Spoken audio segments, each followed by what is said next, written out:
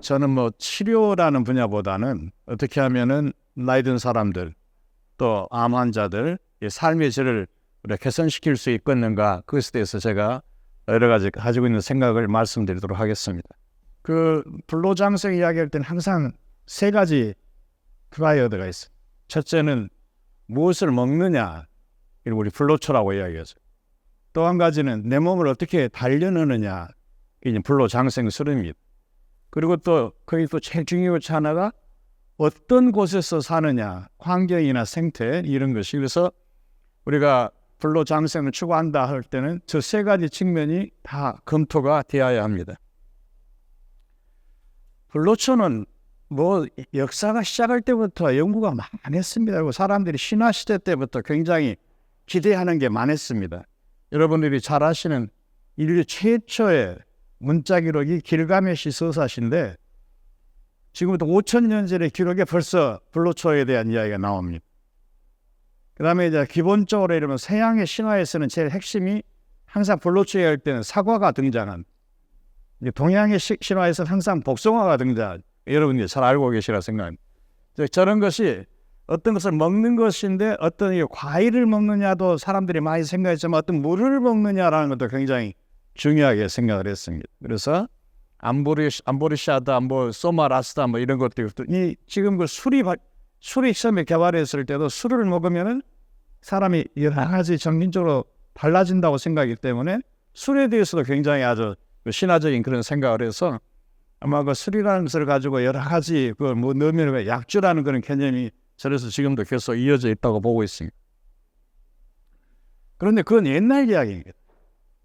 그러나 이게 이제 20세기에 들어서서도 그 미련을 버리지 못하고, 여러분들이 요구르트의 메치니코프 이야기, 메치니코프라는 사람이 20세기 초에 소위 이제 장례석이 중요하다는 것을 이야기를 하면서 이제 요구르트 이야기를 했었죠. 그래서 그때 이 양반이 딱 주장한 것이 총 일종의 열매는 노화를 방지하는 것이다, 이렇게 주장하기 시작했고, 맥칼럼이라는 사람이 비타민을 처음에 딱 발견했을 때도 비타민, 이것은 생명을 돕는 것이다, 그래서 거론을 했었고, 그 다음에 여러분들이 잘 아시는 라이너스 폴링이 비타민 C를 하면서 또 마찬가지로 이게 이제 모든 생체 질환들을 막고 수명을 연장하는 데 도움이 된다, 이렇게 생각을 했었는데, 그게 이제 여러 가지로 논쟁이 많죠. 그렇게 많이 주장이 됐지만은 과학적으로 입증이 되는 것은 많은 데서 이제 부족함을 많이 느끼기 시작합니다. 그러다 보니까 어떤 특정 성분을 가지고 이게 불로장생에 추구하는 이런 것이 옳지 않다. 차라리 어떤 정말로 장수하는 지역의 사람들이 먹는 식단에 관심을 갖자. 그래서 지중해 식당이 뜨고 오키나와 식당이 뜨고, 그 다음에 이제 제가 우리나라 백세인 연구하면서 최근에 이제 우리나라 식단이 바로 장수 식단이다 하는 이야기를 제가 이제 던지고 있습니다. 자, 오늘 왜 우리나라 식단을 장수 식단이라고 제가 이야기를 하게 됐는가 말씀을 드리도록 하겠습니다. 우리 전통 식단이라는 것을 제가 처음에 이렇게 하면서 제가 여러 가지 이제 분석을 할 때 장수 요인이 뭘까? 그럼 여러 가지가 있습니다. 먹는 거 하나 가지고 장수 될 수가 없죠. 제일 중요한 것은 우리한테 주어진 환경, 생태, 문화 또는 나의 집안에 쭉 내려오는 유전자, 이게 전부 다 우리한테 주어진 것이고, 사회적으로는 건강보험이라든지 사회안전망이라든지 이런 것도 중요한 것이고, 그러니까 내가 할 수 있는 것, 개인이 할 수 있는 것은 뭐냐? 먹는 겁니다. 첫째는 먹는 거, 두 번째는 움직이는 거, 세 번째는 사람들과 어떻게 어울리느냐, 네 번째는 내가 무슨 일을 하느냐, 이게 내가 할 수 있는 것이. 근데 저 중에서 이런 요인들이 다 같이 어우러져야 건강 장수가 이루어지는 것인데, 특히 이제 오늘은 이 먹는 것에 대해서 집중적으로 이야기를 하도록 하겠습니다. 제가 정말 이 장수란 요인이 뭘까 분석을 시작하면서 저는 이제 백세인 연구를 2000년도 초반부터 지금까지 한 25년 쭉 해왔었고, 그동안에 제가 만난 백세인 숫자가 한 1,400명 됩니다. 이 1,400명 우리 전국적으로 대한민국을 다 해서 만났는데, 제가 본 관점은 저분들이 왜 장수할까? 우선 첫째는 건강적인 어떤 지리적 조건에서, 어떤 생태 문화적 조건에서 이분들이 계시냐. 그 다음에 또 한 가지는 이 사람들이 평생의 라이프 스타일이 어떤 것이었느냐. 시간적인 요인. 그리고 정말로 지금 이 사람들이 무슨 먹고 있다면 특히 먹는 것 중에서 식품에가 어떤 과학적인 근거가 있느냐 이런 걸 가지고 우리가 연구를 시작했습니다. 자, 그래서 이제 제가 가졌던 숙제는 제일 첫 번째, 한국의 백성인들이 먹는 식단이 어떤 특별한 것이 있는가. 두 번째, 그 식단이 정말 건강 장수에 도움이 되는가. 이걸 가지고 이제 분석이 시작했어요. 그런데 우리 백성인들 식단은 식습관하고 식습관은 이게 굉장히 중요합니다. 첫째, 굉장히 규칙적이더라. 굉장히 그리고 딱 드시는 양이 딱 일정한 양에서 그치더라. 그런 거 아주 특징이 아주 이분들에서 이제 보게 되는데, 실제 식단을 들여다보니까 뭡니까? 그냥 밥하고 국하고 반찬 뭐 뻔한 것이 지금 우리가 일상생활에 먹는 그대로더라. 그럼 일상생활에서 먹는 요 전통적으로 먹는 이것이 장수 식단이냐? 그 설명이 내야죠. 그래서 이제 저걸 가지고 저희들이 분석을 시작합니다. 제일 먼저 저희들이 이제 우리나라 식당이 장수 식당 이야기하려면 지중해 식당이 이제 세계적으로 알려져 있으니까 지중해 식단하고 대비시켜 보는 거죠. 지중해 식단은 제일 처음에 이런 신선한 야채가 핵심인데, 우리나라는 신선한 야채를 안 먹었다. 저거 다 데쳐서 나물로 먹은 것 같다. 저 사람들은 와인을 먹었는데 우리는 와인 안 먹었다. 우리는 막걸리와 소주다. 또 저 사람들은 주로 먹는 발효식품의 가장 대표적인 게 페타치즈, 요구르트 이것이. 페타치즈를 아주 좋아합니다. 그 양 젖으로 만든. 근데 우리는 그런 거 안 먹었다. 우리는 된장, 간장, 청국장이다. 저 사람들은 고기를 많이 먹는데 우리는 고기를 별로 안 먹었다. 그리고 저 사람들은 과일을 많이 먹는데 우리는 과일을 별로 안 먹었다. 뭐 요즘은 과일을 많이 먹지만 우리 옛날에 과일 별로 먹지도 않았어. 자, 그 다음에 저 사람들 어떻게든 간에 신선한 것을 잘 강조해서 신선한 재료를 먹었는데 우리는 신선한 것을 별로 먹지를 않았잖아. 전부 다 발효식품이다. 그 다음에 저 사람들은 이제 생선, 어패류 이런 것을 먹지만은 우리는 우리 한국 사람이 있어 서양 사람하고 제일 큰 차이점은 뭐냐? 해조류입니다. 대한민국 사람은 기모고 파래고 이런 것을 먹어. 서양 사람들은 안 먹어. 그 다음에 하여튼 이런 것들이 이제 문제가 되면서, 그래서 질문을 간단하게 요약해 봅니다. 설명해 내야 하니까. 자, 우선 과일과 채소. 우리는 과일 별로 안 먹었는데 문제가 없을까? 이 질문을 한번 해봅니다. 자, 그런데 우리가 좀 이따 여러 가지 자료를 제가 보여드리겠습니다. 왜 저런 자료가 나왔는가? 과일하고 채소를 가지고 비교를 해서 보니까 항산화 효과는 과일에 굉장히 많습니다. 그런데 항돌연변이 효과는 과일에 없습니다. 항암 효과라고 생각하는 암을 억제한다든지 이런 효과는 과일에는 없습니다. 그런데 채소에는 다 있습니다. 과일에는 어디 있냐? 과일의 껍질에가 있습니다. 그런데 과일 껍질은 전부 다 버려버리지 않습니다. 껍질에가 돌연변이 억제하는 효과가 있는데 그 효과는 없으니까 실제 과일은 항산화 효과밖에 없더라. 그러면 둘 중에 하나를 택하라고 하면 채소만 먹어도 되는 것이 우리 목적에 맞는 것은. 두 번째, 우리가 신선한 야채고 데친 야채. 저 사람들은 신선한 야채를 먹었다는데 우리는 신선한 야채 안 먹었다. 그래도 괜찮은가? 이것도 또 바로 이제 분석을 합니다. 자, 신선한 야채고 데친 야채고 장단점이 뭘까? 제일 걱정이 여러분 잘 아시피 데치면은 비타민 C 같은 것이 깨져버려. 열에 약한 영양성분이 깨진다. 이게 아주 우려가 큽니다. 정말 얼마나 깨지냐 이렇게 비교를 해서 보니까 저 깜짝 놀랐습니다. 얼마나 크느냐. 예를 들면 야채를 가지고 데치면 1분 데치고 3분 데치고 해서 비타민 C가 깨지는 퍼센트가 10%에서 20% 깨지더라. 나머지 70% 80%는 남아있는 거죠. 우선 그렇게 남아있다는 것을 유념해 두시고, 두 번째는 뭐냐. 야채는 이 야채를 키울 때는 질소비료를 쓰기는 질산염이 많아집니다. 질산염이라서 우리 몸에 들어가면 아질산염으로 바뀌어 그것이 바로 그 유명한 발암물질인 나이트로스 항리를 만드는, 그 야채를 먹어서도 암이 많이 생길 수가 있는 것입니다. 그런데 딱 데치면 어떤 일이 벌어지느냐. 딱 1분만 데쳐도 질산염이 50%가 줄어들어요. 그 다음에 또 한 가지 장점이 뭐냐. 이렇게 신선한 야채고 데친 야채 비면 신선한 저렇게 보울에 가득 차더라도 데치면 한 주먹도 안 됩니다. 데친다는 방법은 야채를 훨씬 많이 먹게 하는 방법이다. 그러니까 비타민 C 한 20% 깨져도 훨씬 많이 먹어버리니까 아무 문제가 없더라. 그걸 저희들이 이제 여기서 찾아낸 것이죠. 그 다음에 이제 동물성하고 식물성, 육식하고 채식. 우리 전통사에서 육식을 별로 안 했다. 그럼 우리가 영양학적으로 제일 문제되는 것이 뭐냐면은 육식에는 비타민 B12가 있는데 채식에는 없습니다. 비타민 B12라는 것은 조혈 기능에도 중요하지만 특히 노인들한테서는 인지 기능이 아주 중요합니다. 그런데 비타민 B12가 우리는 별로 안 먹었을 텐데 저희들 이제 실제로 우리 백성인들에서 조사를 딱 해서 보면은 여러 가지 이제 조사를 해서 비타민 B12가 95.8%가 포지티브. 이 비타민 B12 결핍이 없습니다. 자, 그럼 우리나라 사람들은 도대체 비타민 B12가 어디서 왔을까? 이제 그래가지고 저희들 뒤져봤습니다. 우리 식품이 어디가 있는가? 그랬더니 바로 된장, 간장, 청국장에가 있더라. 발효식품에 있더라. 그리고 아주 중요한 것이 김하고 파래 같은 해조류가 있더라.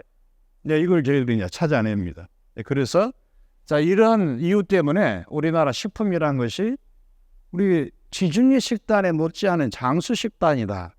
일단 그렇게 저희들이 이제 이야기를 이제 시작을 했습니다. 그 다음에 이제 이 백성인들이 이제 소식하느냐, 이 백성인들 식단, 저희 칼로리를 계산해 봅니다. 우리가 우리 사람한테 필요한 영양소를 어떻게 계산하냐면 키하고 몸무게하고 나이하고 활동량 그걸 집어넣으면은 이 사람은 예를 들면 하루에 2000칼로리가 필요하다 1500칼로리 계산이 나옵니다. 자, 백성인에서 이르면 필요한 양이 계산이 딱 됩니다. 그런데 실제 먹은 양을 보면 어떠냐? 실제 먹은 양은 필요한 양보다 다 더 먹었다. 더 먹었다. 그러니까 저희들이 이제 영양학적으로 말해서 이 사람들은 소식은 사람이 아닙니다. 우리 한국 사람들은 100세 어르신들이 항상 적정한 양을 먹었다. 그래서 이런 것을 통해서 저희들이 이제 우리 전통 식단, 자, 과일, 채소만 먹어도 되는가? 그렇더라. 신선한 야채 안 먹어도 되겠냐? 그렇더라. 육식 안 해도 되느냐? 그렇더라. 이렇게 해서 이제 저희들이 이런 걸 중심으로 해서 우리나라 식단이 기본적으로 장수 식단이다. 이렇게 이제 저희들이 이제 생각을 하기 시작했습니다. 그래서 요주로 이제 정리를 해서 보면은 이제 저런 식으로 우선 우리나라 식단이 다양하다는 것은 무슨 각종 양념도 그러지만은 채소류가 다양하지 않습니까? 다양하다는 것. 또 영양 균형이 유지되고 있다는 또 발효식품이라는 것, 데친 야채라는 것, 그다음에 삶은 고기. 여기 고기를 굽게 되면 발암물질 생긴다고 해서 저희들이 85년도에 제가 발표를 했었습니다. 근데 저것을 삶고 데치고 하면 발암물질이 안 생깁니다. 고기가. 이제 그런 우리 전통 식단에서는 노인들이 100세 어르신이 제일 좋아하는 것이 고기 굽는 거 좋아하지 않습니다. 100세 어르신들이 제일 좋아하는 것은 뭐냐? 삶은 고기입니다. 수육입니다. 돼지고기 수육 특히 아주 좋아합니다. 다음에 이제 우리가 문제점은 소금 섭취가 항상 문제점이 되고 있는 이제 이런 것들이 우리가 거론이 되면서 자, 우리 한국의 식품을 다시 한번 분석해야겠다. 그래가지고 제가 이제 실험실에서 다시 멤버들을 데리고 이제 다시 우리 한국 식품을 다시 한번 분석해보자. 제가 이 이야기는 제가 별로 안 했던 것은 그동안에 리포트를 안 했던 것은 제 제자들이 식품영양하는 친구들이 하기 때문에 제가 일제 발표를 안 했습니다. 지금은 이제 제가 조금 여러분한테 이제 공개를 하겠습니다. 우리나라 식품을 우리가 모든 분야에서 전부 다 한번 검토를 하자. 그 기능성을 가지고 검토를 하자. 그래서 이렇게 12,000개의 논문을 가지고 데이터베이스를 우리 스스로 만들어버렸고 그렇게 해가지고 저희들이 쭉 분석을 시작을 했었는데 그 중에서 제일 우리가 포커스한 것은 이것입니다. 우선 제일 식품이 암과 발생에 어떤 연관이 있는가. 네, 이걸 좀 분석을 해야죠. 그러려면은 식품에서 제일 중요한 것이 돌연변이. 우리 암이 돌연변이가 원인이기 때문에 돌연변이를 억제할 수 있는 기능이 어떤 식품에 있느냐. 그 다음에 두 번째는 여러 가지 우리가 노화에 생기는 퇴행성 질환. 이 퇴행성 질환의 제일 큰 원인은 우리가 아무래도 산화적 손상으로 보고가 있습니다. 그래서 산화적 손상을 억제할 수 있는 식품이 어디가 있느냐. 어떤 것이 그런가. 그 다음에 이제 우리가 또 소위 이제 우리보다 지금 이제 우리나라도 높아졌습니다만은 제일 큰 사망률 중에 하나가 심혈관 질환, 고혈압이나 심근경색이나 이런 것들이 문제인데 바로 그것에서 제일 핵심은 뭐냐? 지방, 포화지방이죠. 포화지방. 그 다음에 또 한 가지는 뭐냐? 과산화 지질입니다. 과산화된 그런 지질이나 이런 것들이 또 데미지를 일으키는데 그것을 없앨 수 있는 것이 있느냐 식품에. 이것도 이제 찾아내야죠. 또 면역성 질환, 또 여러 가지 면역이 나이가 들어가면서 떨어지니까 저런 그 기능 항수기능 성이 뭐냐를 이제 찾아내기 시작합니다. 그래서 우리나라 식품을 전부 뒤집니다. 뒤졌습니다. 이 돌연변이를 억제하는 것을 측정하는 우리 방법이 있습니다. 에임스 테스트라는 것을 가지고 합니다. 그렇게 하자 쭉 보니까 식품들을 쫙 저희들 체크를 해봤어요. 여기 플러스 4는 이제 강력하다는 것입니다. 자, 이와 같이 채소의 항돌연변이 효과가 굉장히 높더라. 그럼 이제 항암 효과는 뭐냐? 실제 암을 일으켜가지고 암이 얼마나 적게 되냐를 테스트를 해봅니다. 여기서는 이제 제일 대표적인 게 솔잎이 아주 효과가 좋게 나옵니다. 네, 이런 것을 저희들이 이제 볼 수가 있었고, 그 다음에 이제 과산화지질. 이 과산화지질을 억제하는 것도 저희들이 이제 체크하는 방법을 개발을 합니다. 이제 과산화지질을 이 억제하는 능력을 기존에 방법이 없으니까 저희들이 개발해가지고 그래서 보니까 냉이, 돈나물, 돌미나리 또는 돌미나리, 무육, 브로콜리 뭐 이런 것들 우리가 그 아주 흔하게 먹는 이런 것들이 그 효과가 있다는 것을 저희들이 이제 찾아내게 됩니다. 그 다음에 이제 그래서 이런 것을 정리를 해서 보면은 그 여러 가지 몇 가지만 제가 이제 언급을 하고 있습니다만은 돌연변이 억제 효과, 암세포 억제 효과 또는 항암 효과 또는 항산화 효과 또 면역 기능 증진 효과 이렇게 우리나라 식품 재료 여러분들 지금 일상 먹고 있는 식품 재료가 저것이 다 들어있더라. 자, 근데 문제는 뭐냐? 우리가 여러분들이 먹을 때 뭐 반찬 딱 하나만 먹는 것이 아니다. 우리 같이 여러 가지를 먹는다. 자, 여러 가지 먹으면 어떻게 할까? 또 이것도 테스트를 해야죠. 그래서 여러 가지 또 섞어봅니다. 그래서 예를 들면 채소류에서도 한 10가지 각 종류별로 근데 공유도 한 뭐 10가지 이렇게 쫙 선정을 해가지고 기능이 제일 좋은 것들만 가지고 선정을 해서 한번 섞어보자. 섞어봅니다. 그래서 여러 가지 콤비네이션을 가지고 이제 섞어봤더니 효과가 다 좋게 나온. 자, 그러면 그 다음에 이 또 실제 동물 실험에다 암을 일으켰을 때 거기다가 먹여보는 것이. 그랬더니 그래서도 효과가 또 좋게 나옵니다. 콤비네이션. 우리 식단에 어떤 콤비네이션이 저런 것이 있다라는 걸 우리가 이제 알게 되는 것이. 또 이제 과산화, 특히 이제 대개 이제 항산화 효과는 측정의 방법이 잘 셋업이 되어 있습니다. 그러나 이제 과산화 지질을 억제하는 것은 지금 방법을 저희들이 처음 만들어냈습니다. 그렇게 해서 보니까 여러 가지 좋은 콤비네이션이 나오고 또 면역 억제 효과도 또 콤비네이션이 또 나오고 그래서 이제 이런 것들이 이런 콤비네이션을 우리가 적정하게 조절하게 되면은 우리가 굉장히 중요한 우리 식단을 우리가 만들어낼 수 있지 않겠는가 이렇게 이제 생각을 합니다. 이제 그래서 이제 이런 걸 가지고 이제 무엇인가 좀 이제 해봤으면 하는 그런 이제 생각을 저희들이 이제 하기 시작하고 있고요. 그러나 아직 이제 그 다음에 진전이 별로 지금 없습니다만은 그러나 건강 장수 이야기할 때는 먹는 것만 가지고는 절대 되지를 않습니다. 무엇보다도 내가 먹는 것도 중요하고 그다음 움직이는 것이 중요한 것이죠. 운동이나 그다음에 잘 자는 것도 중요합니다. 그런데 특히 이제 잘 자는 것에 대해서는 생체 리듬이라는 것이 굉장히 중요하기 때문에 자, 이런 것을 같이 갈 수 있는 방법이 없을까 저희들이 이제 고민하고 있고 그래서 저희들이 제일 포커스하는 것은 세 가지 기능입니다. 사람이 어떻게 움직일 수 있느냐, 활동성, 또 우리가 질적인 여러 가지 그 문제, 소위 이제 인지능 이게 굉장히 노화에서 제일 중요한 것이죠. 또 노화에서 또 가장 중요한 것도 면역 능력, 여러 가지 질환이 그럴 때. 그래서 저희들이 저 세 가지를 포커스를 해가지고 자 저것에 관련된 여러 가지 기능을 종류를 해가지고 한번 콤비네이션을 해보자 하는 생각을 지금 하고 있습니다.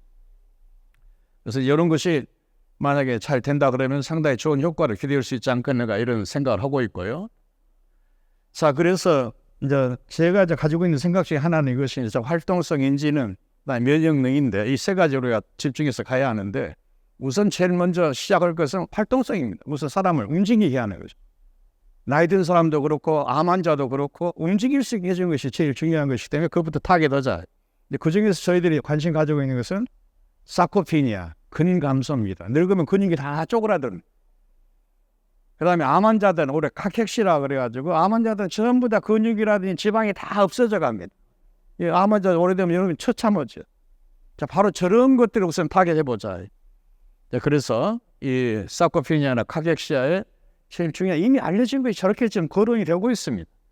단백질은 고급 단백질을 써야 하고 지방도 건강한 지방을 써야 하고 칼로리를 충족시켜야 하고 또 한 염증을 영양소 집어넣어야 하고 그 다음에 소화가 쉬운 그런 탄수화물을 넣어야 하고 또 식욕 증진을 시켜줄 수 있는 걸 넣어야 한다. 네, 이런 건 이제 잘 알려져 있고 근데 그 중에서 저는 이제 이 생화학적인 측면에서 우리가 무엇을 우리가 식품 가지고 타겟팅할 것인가, 그 중에서 타겟 몰레큘이 저희들이 지금 걸어놓고 있는 것이 몇 가지가 있습니다. 주로 천연물 대상으로 해가지고 AMPK 액티베이터, 그 다음에 PGC1 알파 인듀서, 그 다음에 mTOR 이니비터, 이런 것이 우선 이미디어트 타겟이 됩니다. 다음, 왜 AMPK 액티베이터냐? 저 기능이 아주 우리가 잘 알고 있습니다. 단백질 대사, 지질 대사, 미토콘드리아, 당 대사, 에너지 균형이 다 관여를 하고 있어요. PGC1 알파, 이건 특히 요 미토콘드리아 생성이 아주 중요한 것으로 알려져 있고, 저것이 근육 생성이 아주 중요한 것은 이미 잘 알려져 있고, 자, 그래서 이런 것이 있기 때문에, 자, 이런 것들을 대상으로 해가지고 조금 더 좀 이제 집중해서 가면은 우리가 표적화 시킬 수 있지 않겠는가, 이렇게 생각이 되고 있고, 뭐 제 다음에 우리 김정용 박사나 우리 김희미 박사 이런 분들이 이런 내용에 대해서 좀 구체적인 이야기를 하려고 생각합니다. 감사합니다.